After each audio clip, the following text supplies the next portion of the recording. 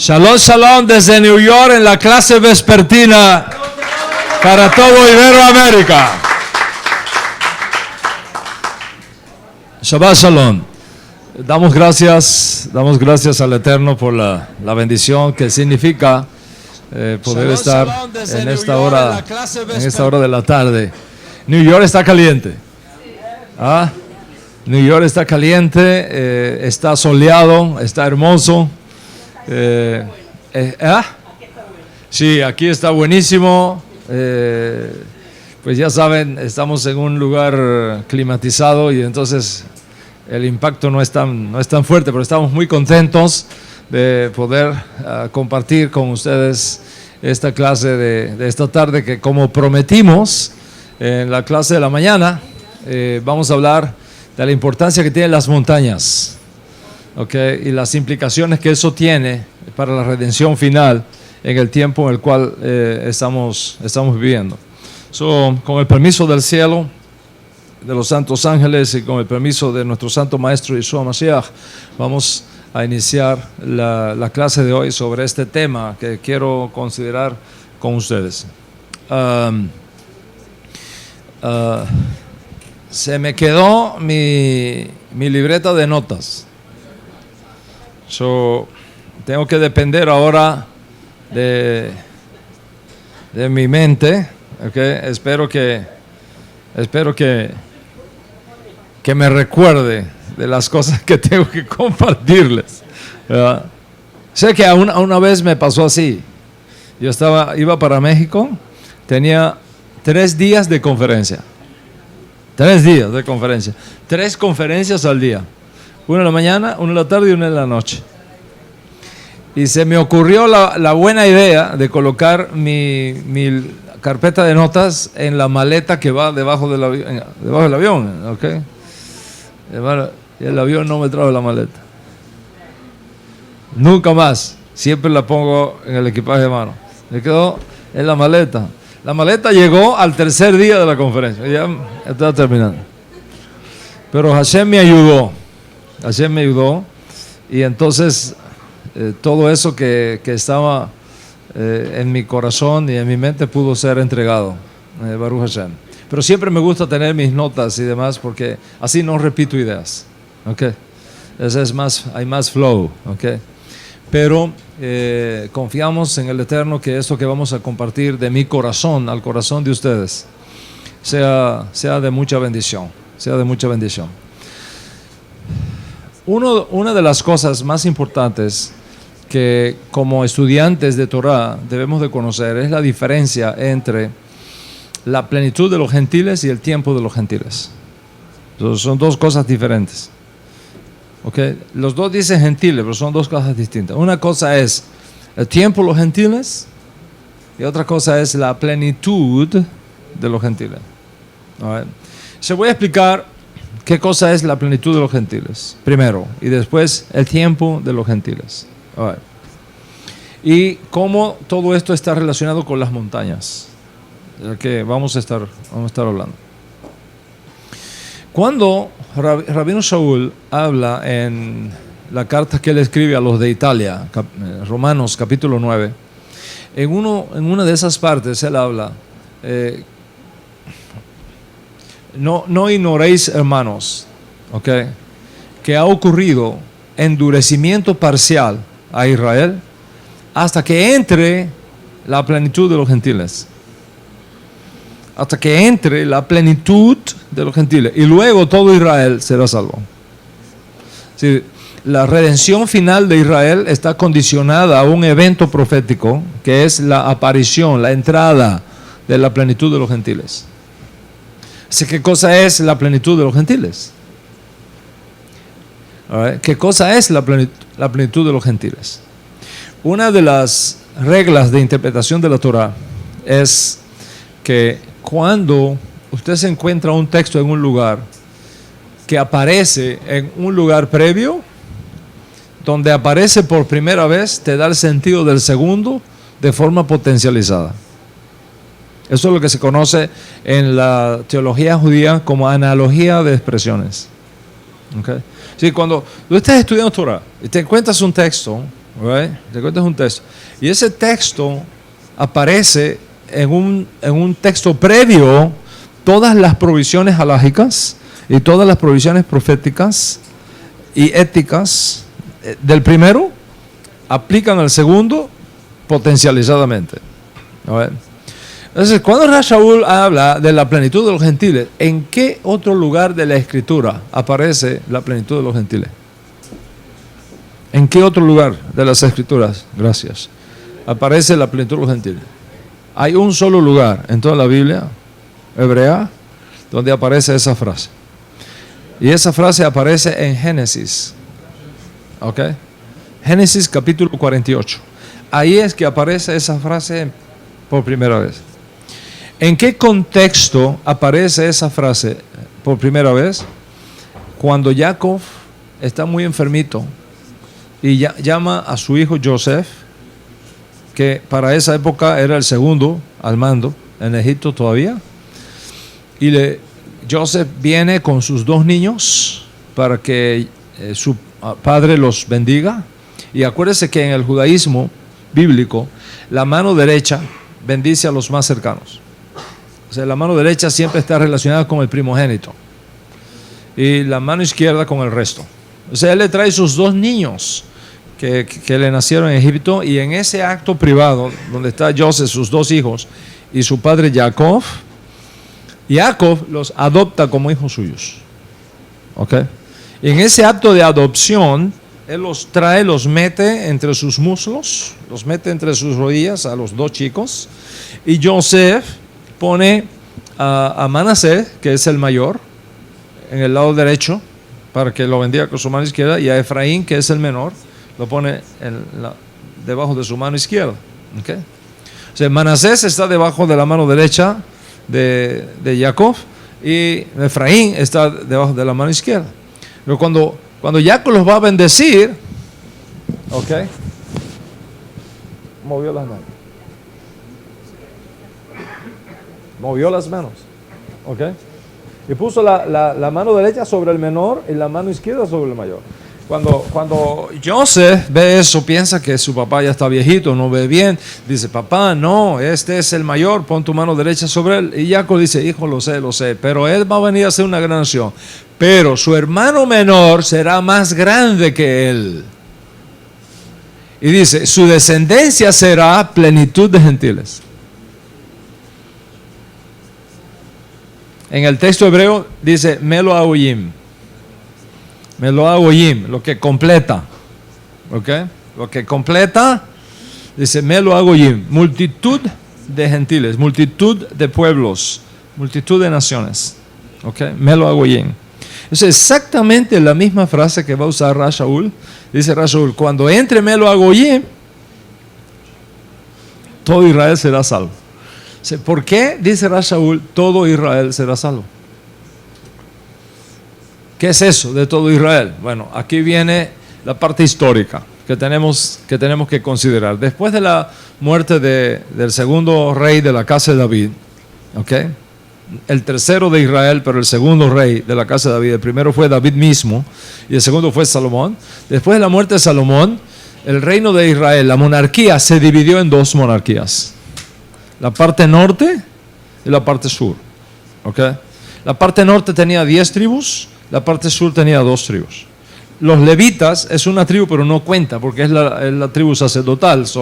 La tribu sacerdotal no es contada, porque está esparcida entre todas las demás tribus de Israel.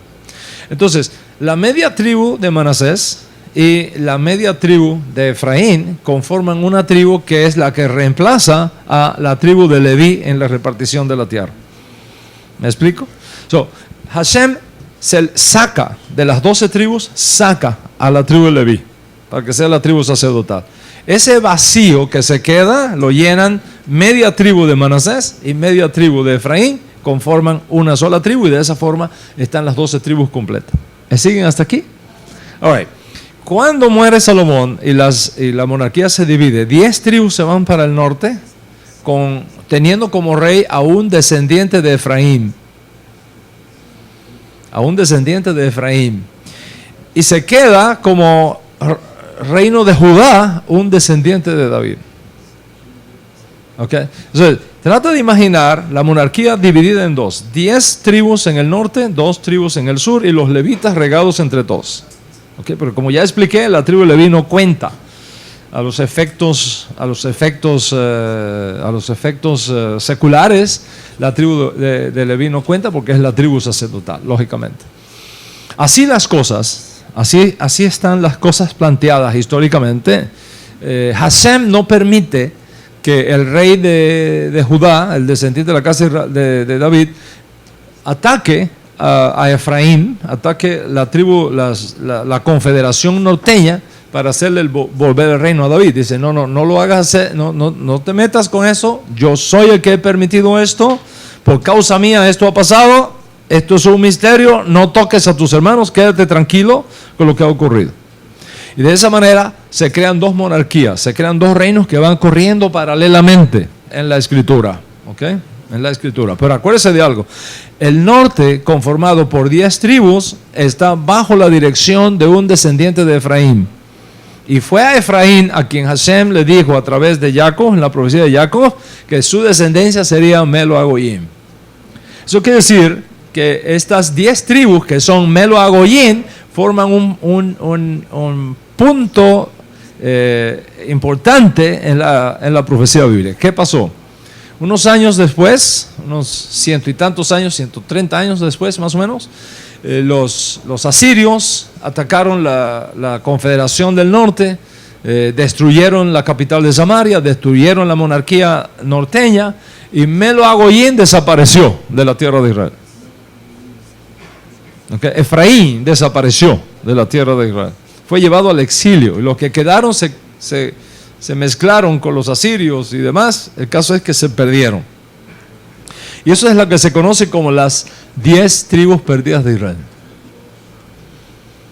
Esas son las 10 tribus perdidas de Israel. ¿Dónde están esas tribus? No se sabe, solo Hashem sabe dónde están esas tribus. Por supuesto, y esto es importante recordarlo, por supuesto, cuando empezaron los desajustes teológicos y los desajustes culticos y espirituales en el norte, muchos de las 10 tribus norteñas se refugiaron en la casa de David y emigraron hacia el norte, porque no estaban de acuerdo con los desastres que estaban ocurriendo en el norte de Israel, emigraron al sur. Y se dio un fenómeno. El fenómeno que se dio es que de pronto, aun cuando están las 2 monarquías corriendo en paralelo, en el sur hay representantes de todas las tribus norteñas. Sin embargo, esa representación no es sustitutiva, porque las tribus norteñas continuaron existiendo por muchos años más después que esos eventos tuvieron lugar. Está clarísimo entonces en la escritura que las tribus del norte, o la casa de Efraín, a quien se le mencionó esa frase, Melo Agoyim, es enviada a las naciones a un exilio del cual todavía no han regresado. Y eso se llama las ovejas perdidas de la casa de Israel. O sea, ¿quiénes se quedan? Acuérdense de algo. Cuando están estos 2 reinos corriendo paralelo al mismo tiempo, el norte y el sur, ¿okay? La casa de David y la casa de Efraín, están corriendo en paralelo. La monarquía va haciendo su trabajo. Pero yo les enseñé en la clase matutina de hoy día de Shabbat que no hay espacios vacíos. No hay espacio vacío. Cuando se crea un espacio vacío, otro lo llena. O sea, ¿qué pasa cuando sale al exilio Melo Agoyim, o la casa de Efraín, o las 10 tribus norteñas? Se van al exilio, desaparecen como identidad y dejan de ser. ¿Okay? Ese vacío, ¿quién lo llena? La casa de Judá, la casa de David. ¿Okay? Y es ahí, en ese contexto, que surge el término judío, por primera vez en la historia. ¿Okay? Antes de la desaparición de la casa de David, no existe el término judío, representativamente de todo Israel. No hay un solo lugar en el que... Bueno, uno dice, cuando el pueblo judío salió de Egipto, no es el pueblo judío el que salió de Egipto, fueron los hijos de Israel los que salieron de Egipto. Fueron los hijos de Israel. Solamente después de la desaparición de las tribus norteñas cuando ese espacio vacío lo llena el reino de Judá, es que judío viene a ser representativo de todo Israel. Por la ausencia, el vacío creado por el exilio de estas 10 tribus norteñas, cuyo líder principal fue Efraín, ¿okay? A quien su abuelo identificó como Meloagoyim. O sea, ¿a dónde se fueron? Se fueron al exilio. ¿A qué se fueron al exilio? ¿A qué? ¿Cuál es el propósito por el cual ocurre? Ese es el primer exilio de Israel. El primer exilio de Israel no es Babilonia, como equivocadamente se ha enseñado. El primer exilio de Israel son las 10 tribus perdidas de Israel. Ese es el primer exilio de Israel. Porque Israel está formado por 12 tribus. Okay. Y esas 10 faltan. ¿Dónde están? ¿Por qué Hashem permitió eso? Hay una idea por la cual Hashem permitió eso. Hay varias, ¿no? Pero hay una que es muy importante. Hashem permitió el exilio de las 10 tribus de Israel para enseñar el monoteísmo a las naciones. Para obligar a Israel a enseñar el monoteísmo a las naciones. Esa es una de las ideas por las cuales eso ha ocurrido. En todo caso, esas 10 tribus se conocen como las tribus perdidas de Israel. ¿Están conmigo hasta aquí? Ahora, cuando nosotros escuchamos a nuestro santo maestro decir, yo no he sido enviado sino a las ovejas perdidas de la casa de Israel. Por camino de gentiles no vayáis, ni en ciudades de samaritanos entréis. Vayan a las ovejas perdidas de la casa de Israel. ¿Entiendes ahora las implicaciones que tiene esa palabra? Es muy fuerte. Okay. Con eso en mente, piensa en lo que tendría Rav Shaul en su mente cuando escribe diciendo, en cuanto a Israel, ha ocurrido endurecimiento parcial en cuanto al reconocimiento de Yeshua como Mashiach, por supuesto, porque ese es el contexto, ¿no? En cuanto al reconocimiento de Yeshua como Mashiach, hay un endurecimiento parcial en Israel, hay un adormecimiento, hay un endurecimiento parcial. Ese endurecimiento total va a ser quitado cuando entre Meloagoyim.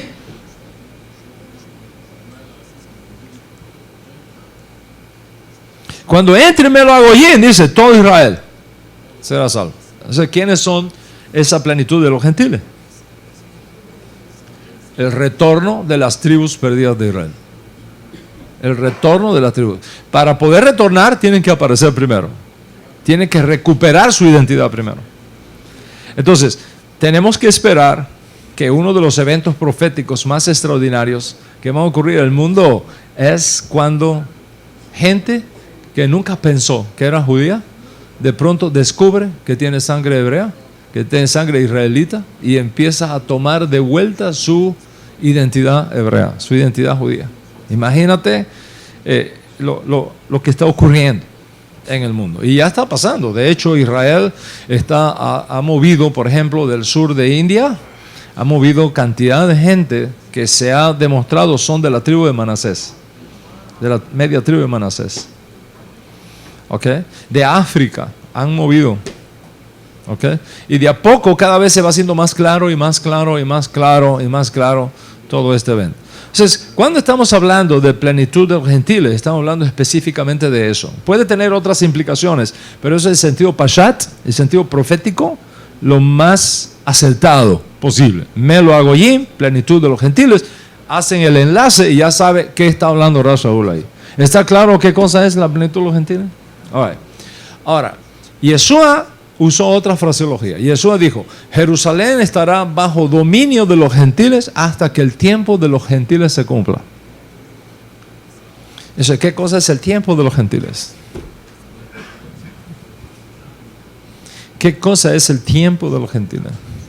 Esta es la parte más interesante de la clase. ¿Ok? Esta es la parte más interesante de la clase y espero que no pierdas nada de lo que tengo en mi corazón para compartirte. ¿Qué cosa es plenitud de gentiles y qué cosa es tiempo de los gentiles? Bueno, ya sabemos qué cosa es plenitud de los gentiles, ahora nos toca estudiar qué significa tiempo de los gentiles. Para poder comprender este concepto de lo que Yeshua está hablando, del tiempo de los gentiles, tenemos que mirar algunos textos en la escritura hebrea. El primer texto de la escritura hebrea que tenemos que estudiar es el hecho de que cuando Hashem creó a Adán, el hombre, ¿okay?, le dio una orden: crece, multiplícate y llena toda la tierra. O sea, Adán recibe de Hashem la encomienda de crecer, de multiplicarse y de llenar toda la tierra. ¿Qué es lo que significa llenar toda la tierra? Llenar toda la tierra significa lo siguiente: cuando Hashem colocó al hombre en el Gan Edén, en el huerto del Edén, el huerto del Edén no ocupaba toda la tierra. Era un microclima, ¿ok? Era un microclima que, según algunas fuentes, tenía más o menos el tamaño del Estado de Israel. ¿Ok? Lo que hoy es Israel, ese era el Gan Edén. ¿Ok? Es un pedacito de tierra pequeño que sirvió de modelo. Ahí puso Hashem al primer hombre.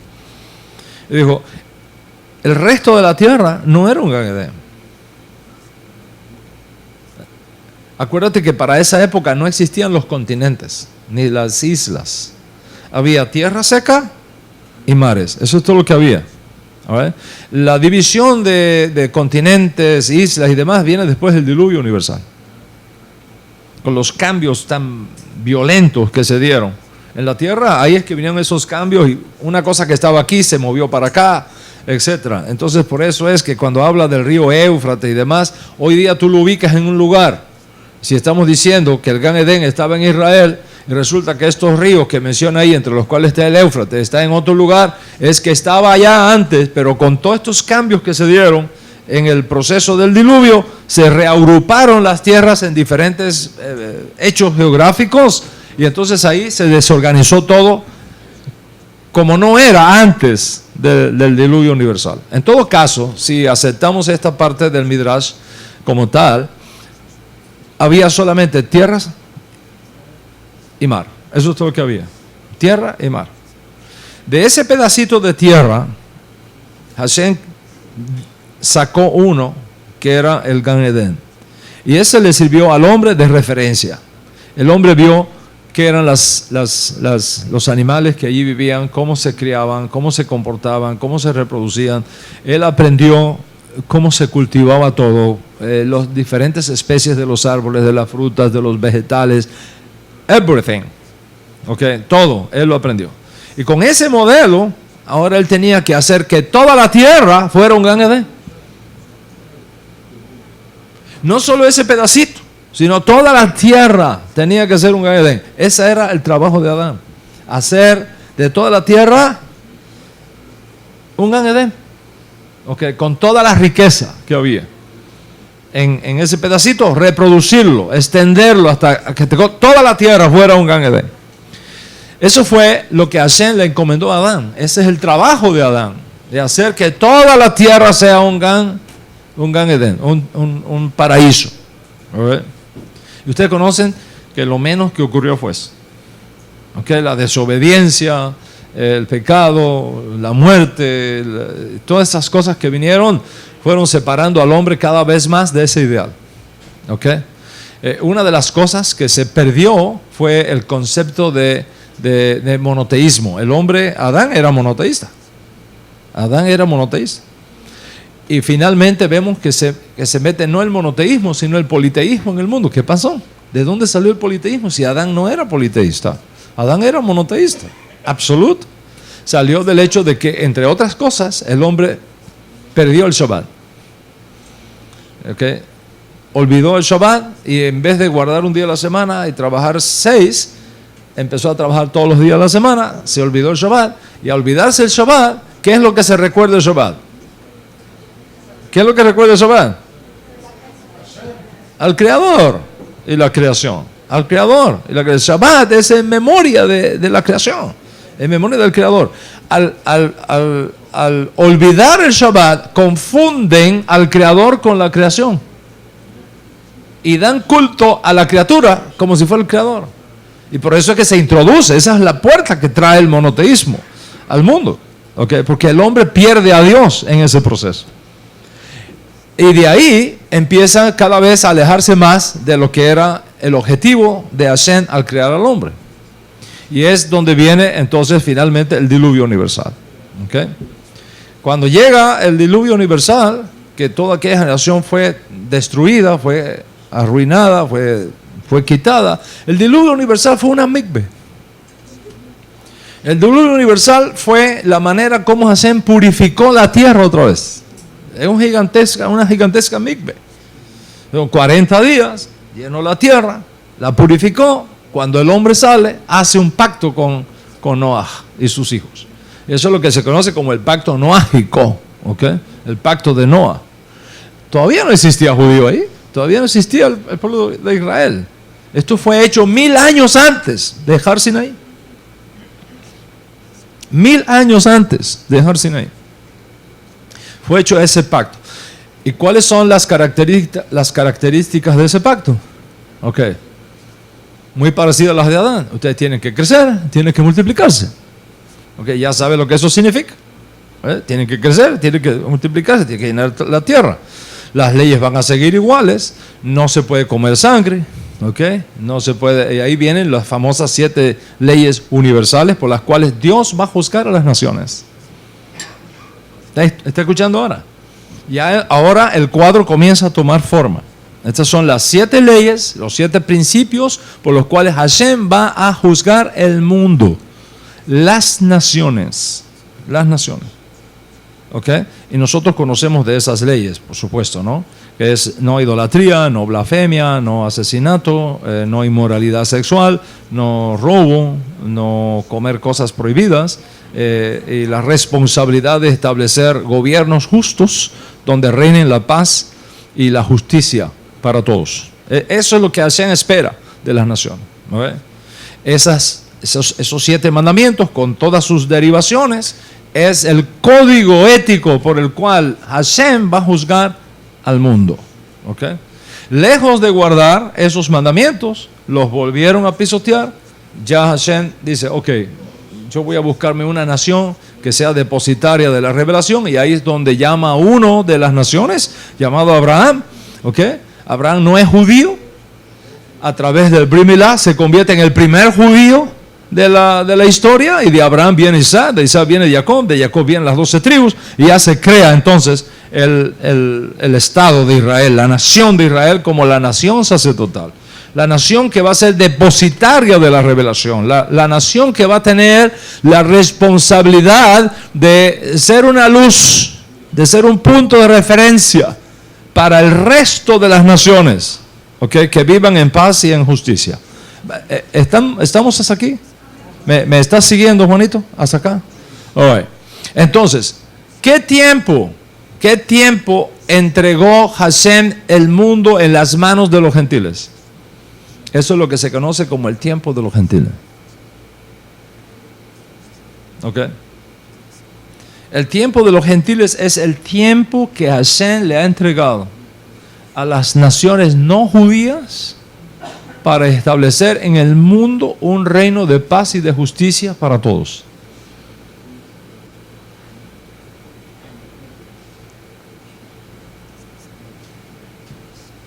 ¿Qué pasa aquí? Los sabios de Israel, los profetas, han indagado diligentemente cuánto va a durar el tiempo de los gentiles.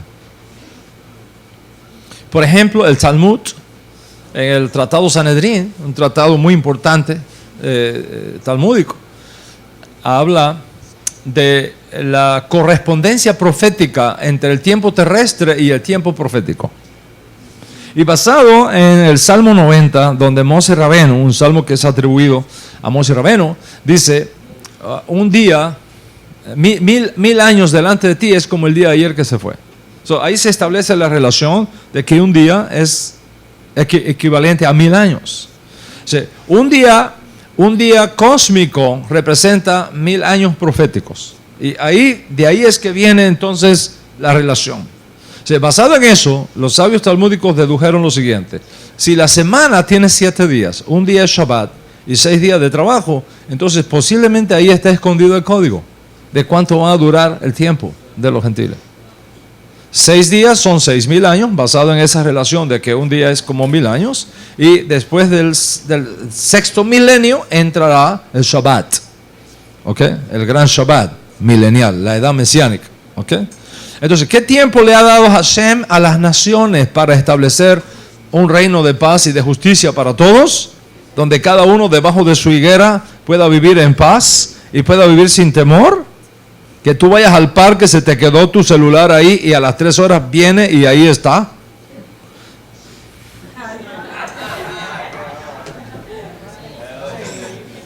¿Ok?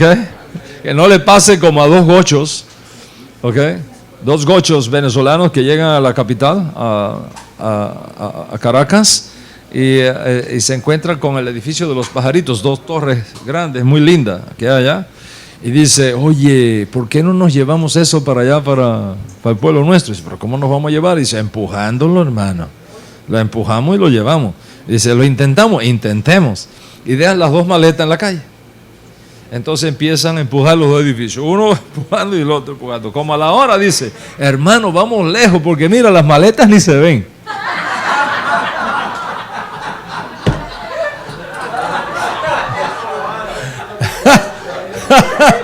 Oye, hemos empujado bastante. Mira qué lejos estamos ya. Las maletas ni se ven. Ok. Padre mío. Bueno, hay países que todavía eso sucede, ¿eh?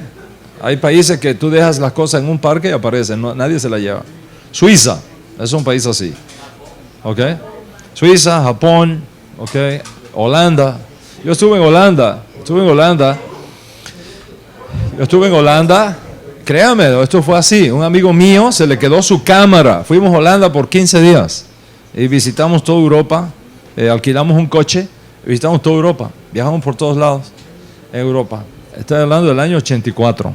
¿Okay? No, eso pasó en el 84. Si algo es diferente ahora, no soy responsable. Estoy hablando del 84. En el 84 recorrí todo aquello allá con unos amigos. Se le quedó la cámara. Fuimos a comer en un lugar, se le quedó la cámara en el parque. Se dio cuenta como 3 horas después. Cuando regresamos, ahí estaba la cámara. Nobody touched it. ¿Ok? No sé ahora si será igual. ¿Right? En otros países te la sacan de la ¿ok? Te la sacan. Right. Entonces, ¿por qué no fuimos allá, Hildita? ¿Por qué no fuimos a Holanda? ¿Por qué?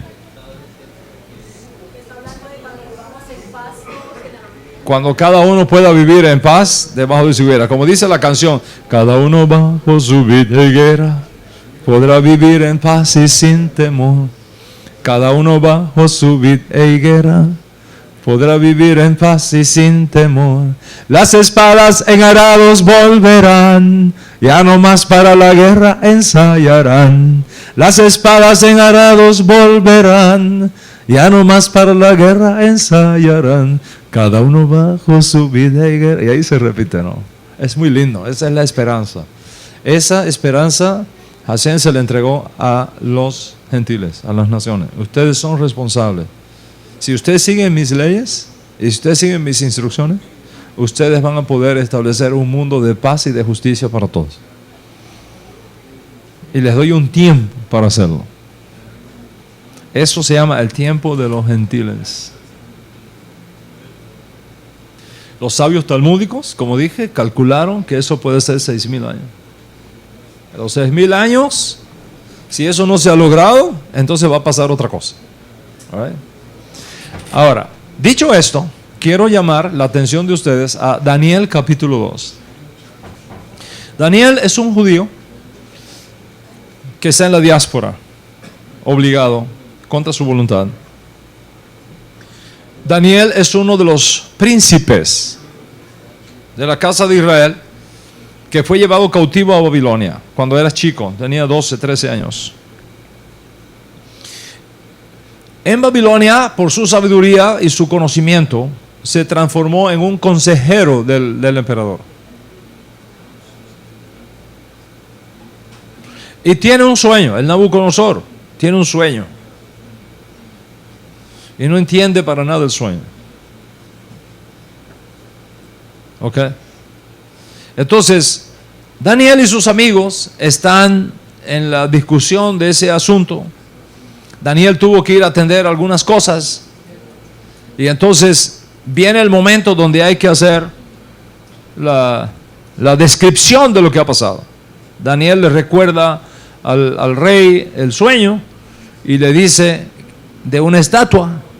Le menciona que la cabeza de la estatua es de oro. Le menciona que el tórax es de plata. Le menciona que los muslos son de bronce. Le menciona que las piernas son de hierro. Le menciona que los pies de esa estatua, de esa imagen, es una combinación de barro con hierro. Y que estando mirando esa estatua, vio una piedra que viene del más allá, una piedra que no es producto de la acción del hombre, no cortada por mano humana, sacada de un lugar y golpea la imagen en la parte más vulnerable, que son los pies de barro y hierro y barro, y la imagen se derrumba completamente y la piedra se transforma en un monte. Y aquí viene la cosa, un monte, ¿ve? Monte, que llena toda la tierra. ¿Right? Sí, ¿qué es eso? ¿Qué es eso? Okay. Hay varias cosas que son interesantes en este sueño, en esta visión profética. La primera cosa es el tipo de material que está compuesta la imagen. Si usted observa cuidadosamente, primero es oro, que es en ese momento es el material más costoso que había. ¿Okay? Oro, el más caro, más costoso. Después plata, que es un metal muy bueno, pero no tan costoso como el oro. Después bronce, que es un metal importante, pero no tan costoso como la plata y el oro. Después hierro, que es importantísimo, pero no tan costoso como el cobre, menos costoso que el bronce, muchísimo menos que el oro. Y finalmente, lo más barato, una combinación de barro con hierro.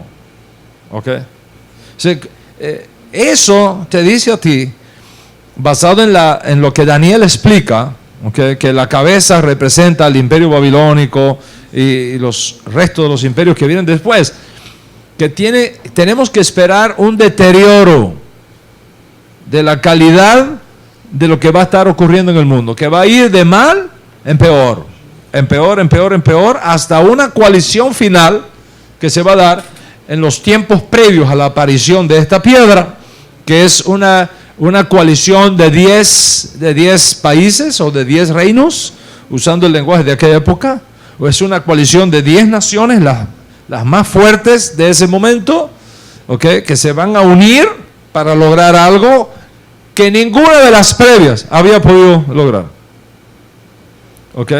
¿Y qué es lo que quiere lograr?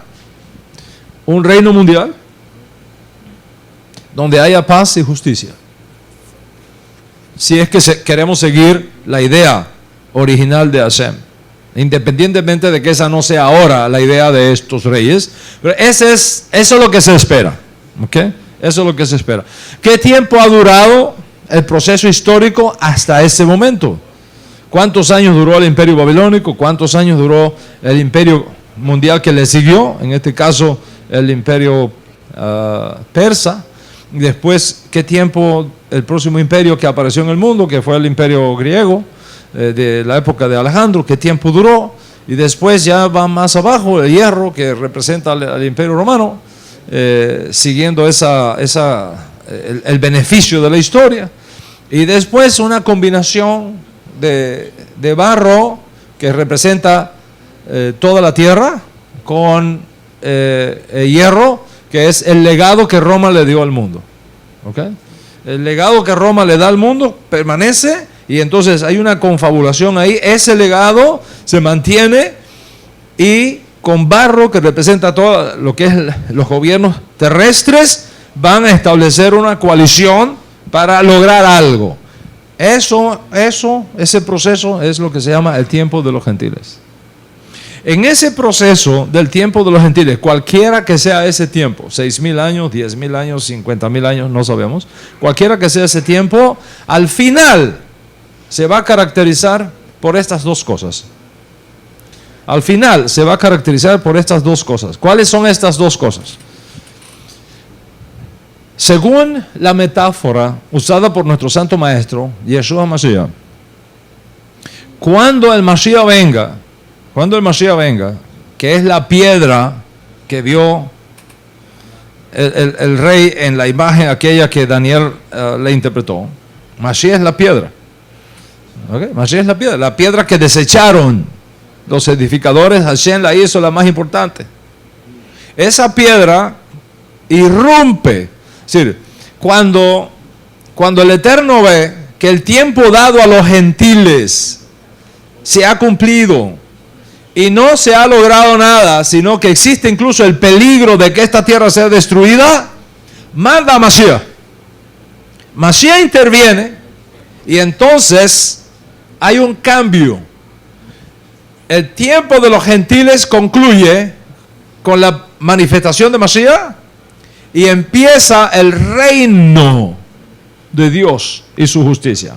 Ya no el reino de los hombres, no el reino de los gentiles, el reino de Dios. El Malchut Hashemayim, aquí en la tierra. Mashiach lo va a establecer. Y ese va a ser el Shabbat que esperamos que viene. Y para el cual ensayamos cada Shabbat, como hoy, por ejemplo. ¿Okay? Y así como comimos, descansamos, nos reímos y estudiamos Torah, cuando llegue ese Shabbat, vamos a comer con Mashiach y vamos a estudiar Torah con Mashiach. ¿Ok? Por todo un Shabbat. Por eso es que en Haldá la cantamos. ¿Ok? ¿Qué cantamos?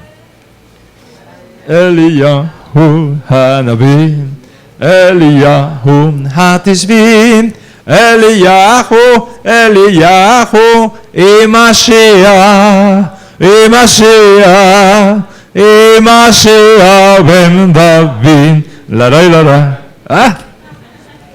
Mashiach, ¿ok? Cuando Mashiach venga, va a establecer ese reino. Ahora bien, dice el Ribi, y aquí está la cosa, para que nos oriente. Cuando el Mashiach venga, se sentará en su trono de gloria. ¿Qué es el trono de David? El trono de David es el Kiseh HaKodesh, el Kiseh HaElohim, el trono de Dios. ¿Okay? Se va a sentar en el trono de Dios. Se va a sentar en el trono de David, en el trono de gloria. ¿Y qué dice? Que va a separar ¿a qué? A las naciones. Y va a poner naciones a su lado derecho. Y va a poner naciones a su lado izquierdo. ¿Qué te está diciendo? Te está diciendo que durante esté corriendo el tiempo de los gentiles, va a haber dos tipos de naciones.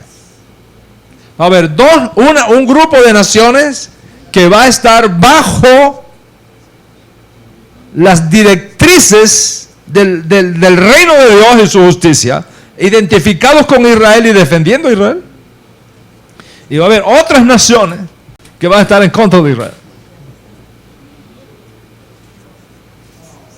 Va a haber un grupo de naciones que va a ser pro-Israel y va a haber un grupo de naciones que va a ser anti-Israel. ¿Ok? Las naciones anti-Israel, anti-judías, van a estar a la izquierda. Y las naciones que son pro-Israel y que guardan los mandamientos que Hashem ha dado a las naciones, que son los justos, las naciones justas de la tierra, van a estar del lado derecho.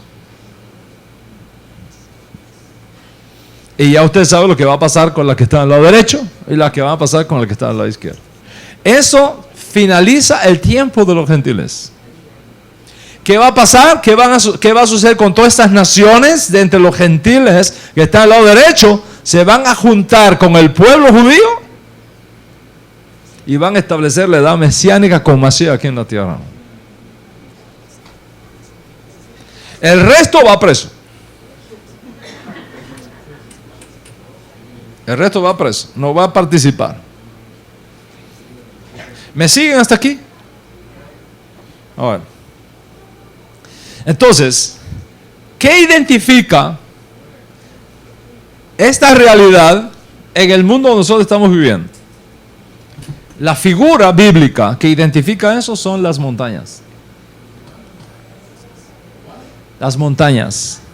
En el lenguaje metafórico de la Torá, las montañas representan los reinos. ¿Ok?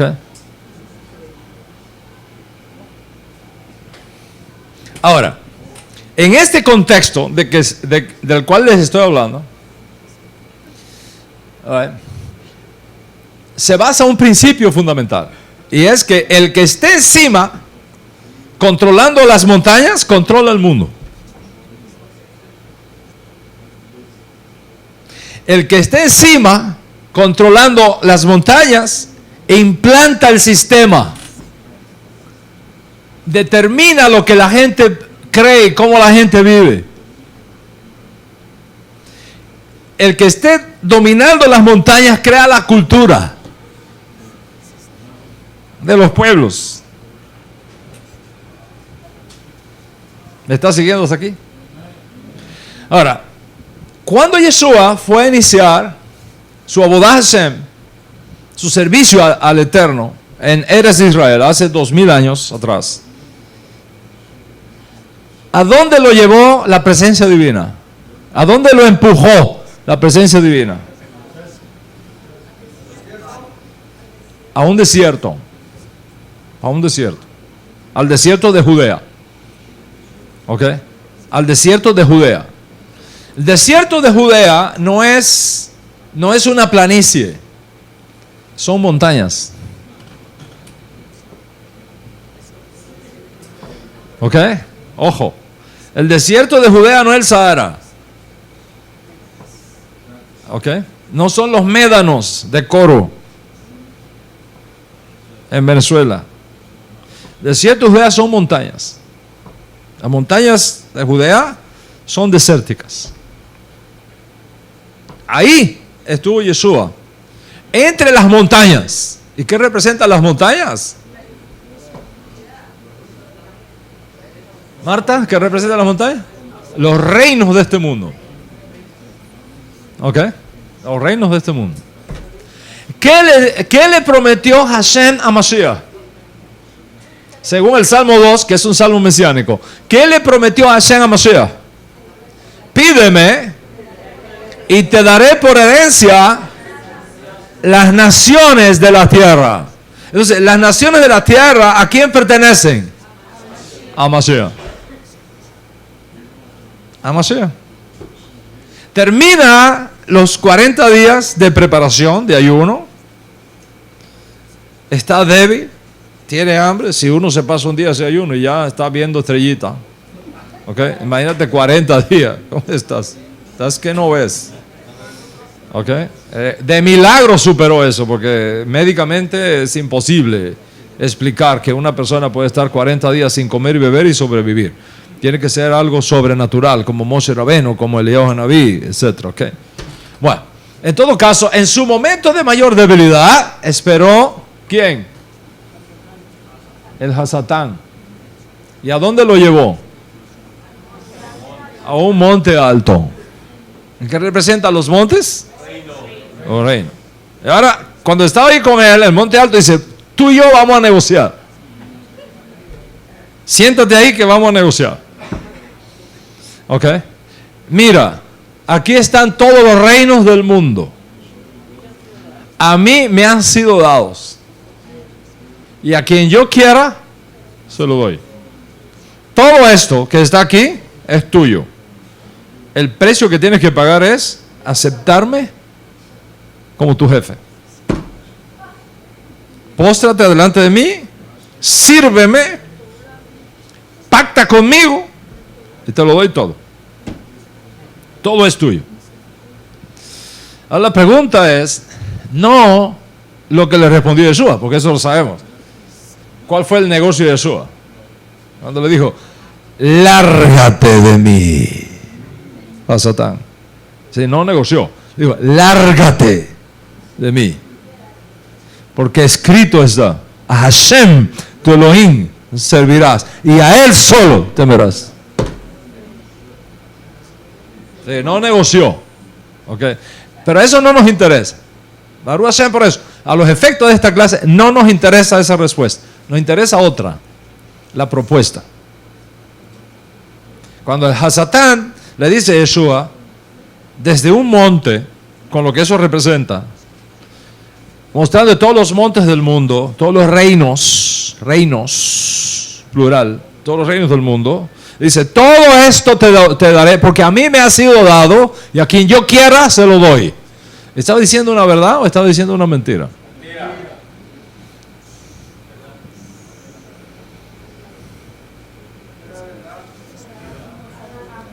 ¿Le está diciendo una verdad o le está diciendo una mentira?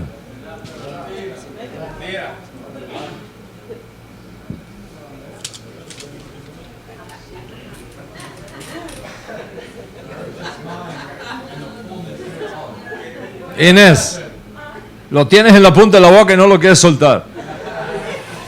Abel, ¿le dijo verdad o le dijo mentira? Benji, ¿le dijo la verdad? Ok. Entonces, los reinos de este mundo son del Hasatán.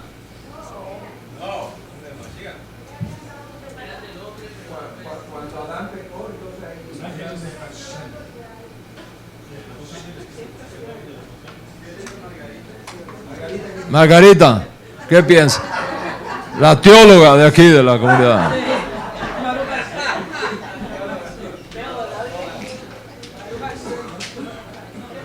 Rodolfo, ¿qué piensa? Le está diciendo la verdad. A ver, vamos a someterlo a votación. ¿Cuántos creen que le está diciendo la verdad? Oh, ok. ¿Cuántos creen que le está diciendo una mentira? Uy, ay, casi está dividido ahí, ¿no? Wow. Ok, les voy a ayudar un poquito a pensar. Fíjate lo que le está diciendo a Satán.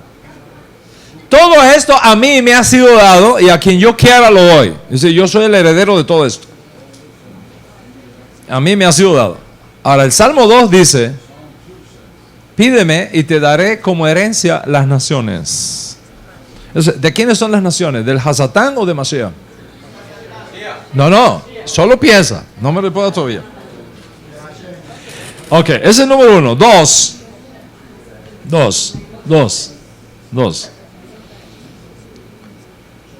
En una tradición muy antigua que tenemos, el escritor dice que Yeshua está enseñando a sus discípulos, le dice que el Hasatán es un mentiroso. Le dice, es mentiroso, es padre de mentira. Y cuando habla, mentira habla. Cuando habla, mentira habla. ¿Ok? Porque su naturaleza es mentir. Esa es su naturaleza, es mentir. ¿Ok? Había una vez una rana que estaba empezando a cruzar un lago. Y viene un alacrán y le dice, señora rana, llévenme en el lomo al otro lado. La rana le dice, ¿usted cree que soy tonta? Cuando esté en el medio del lago me va a hacer así, ¡boom! Me va a pegar la ponzoña y se me va a matar. Dice, señora rana, ¿cómo se le ocurre que voy a hacer eso? ¿No ve que si lo hace yo también me hundo y me ahogo? Y la rana dice, oye, ¿verdad que sí? Móntate. Y se monta. Cuando está en el medio del lago, ¡ya!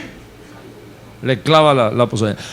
Y los dos se están hundiendo, mareados por el agua, se están ahogando y van para abajo. Y la rana le dice, allá bajado, le dice, ¿por qué lo hiciste? ¿Por qué tú me prometiste? Tú me dices, es que yo soy alacrán. O sea, el alacrán, no importa lo que te prometa, su naturaleza es pegarte la ponzoña. Tarde o temprano te la va a pegar, porque esa es su naturaleza. ¿Ok? La naturaleza del Hasatán, del Yetzer Hara, de la mala inclinación, es mentir. En ese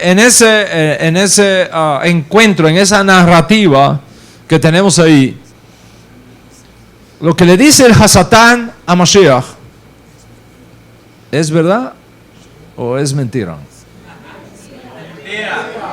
¿Cuántos creen que le dijo la verdad ahora?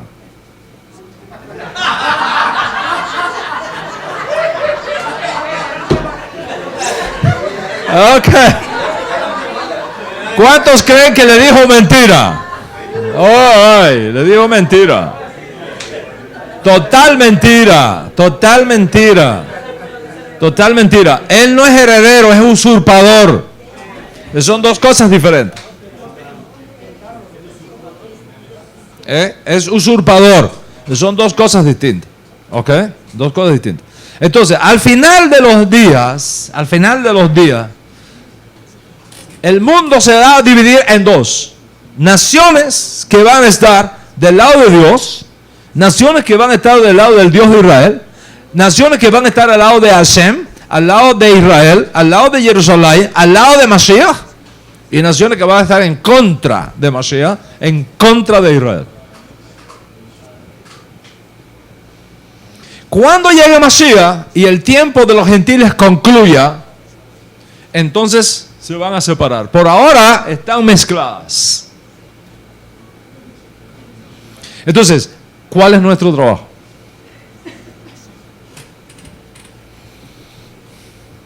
¿Cuál es nuestro trabajo? Entre otras cosas, ¿cuál es nuestro trabajo? Nuestro trabajo es enseñar Torah a las naciones. Ese es nuestro trabajo.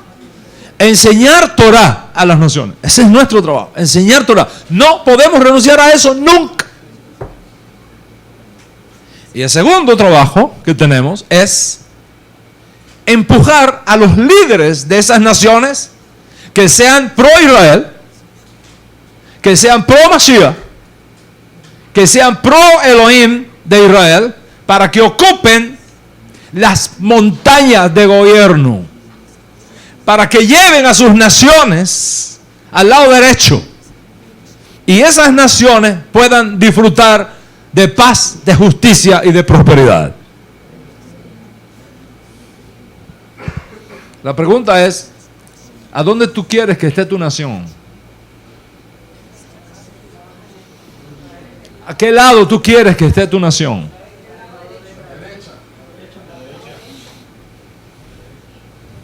Ahora entiendes la importancia que tiene el trabajo que estamos haciendo. Ahora entiendes por qué Yeshua dijo, ustedes son la luz del mundo. Ustedes son la sal de la tierra.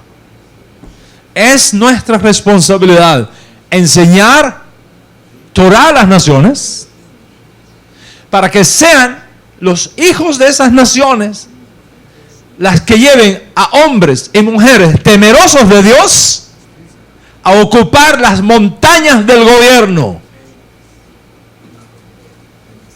para que se manejen las naciones y se administren con paz y justicia para todos. ¿Qué es lo que hemos hecho? Hemos descuidado esta función. Y esta mañana yo les hablaba de un principio universal, que es que no existen vacíos. Cuando nosotros dejamos un espacio vacío, alguien lo llena. O sea, ¿qué es lo que hemos hecho? No hemos empujado a hombres justos que estén en lugares de autoridad y de dominio. Y al no haber hombres justos, dejamos un espacio vacío. ¿Y quién lo ha venido llenando? Los injustos. ¿Cómo están nuestras naciones?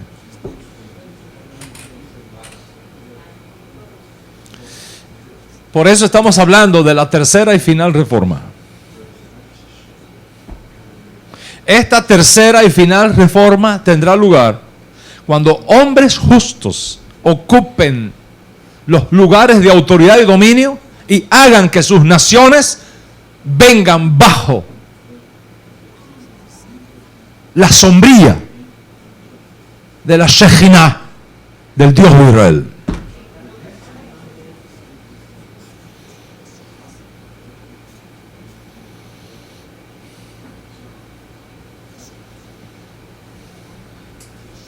Se piensa en tu nación. ¿Quién está sentado en las montañas que manejan y administran tus naciones? ¿Hombres justos o corruptos?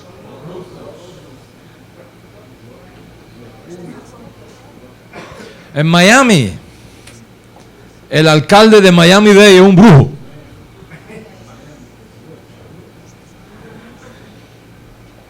Lleva 25 años sentado en el distrito 10. Un brujo. ¿Cómo usted cree que está la ciudad?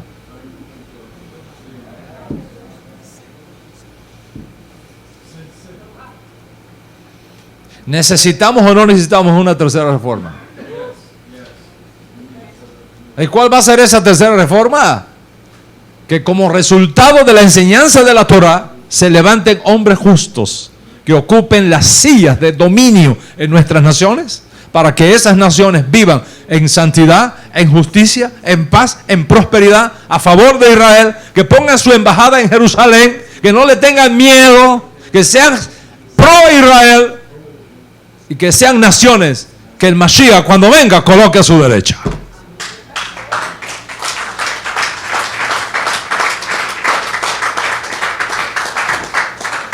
Y los responsables de eso no son los impíos, no son los hijos de las tinieblas, son los hijos de la luz. Somos cada uno de nosotros que estamos aquí.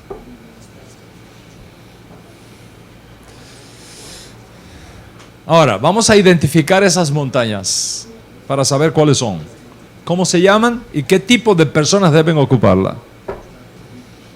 Cuando usted reciba esta información, no podrá ser el mismo nunca más.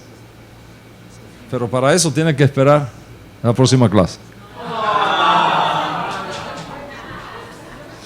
Vamos a dejarla aquí, esta. ¿Ok? Vamos a dejarla aquí. Vamos a dejarla aquí.